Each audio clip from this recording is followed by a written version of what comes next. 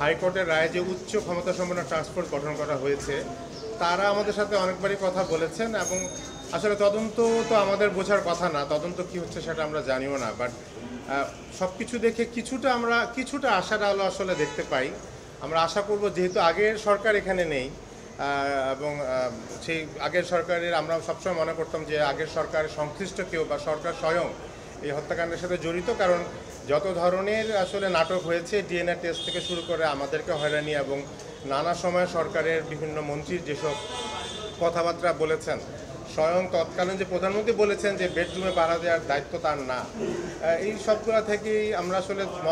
মনে করি যে তৎকালীন সরকার বা তাদের সংশ্লিষ্ট কেউ এটার সাথে জড়িত। আর তাছাড়া যেটা হতো যে আপনার যারা তদন্তকারী সংস্থা ছিল তাদের অদক্ষতা,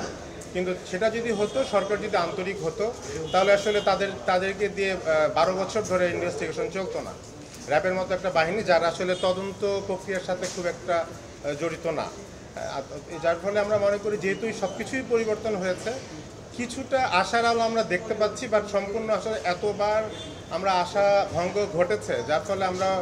আশাবাদী হওয়ার মতো কিছু পাচ্ছি না যতক্ষণ পর্যন্ত না আমরা তদন্ত রিপোর্টে কী আসছে সেটা জানতে পারছি।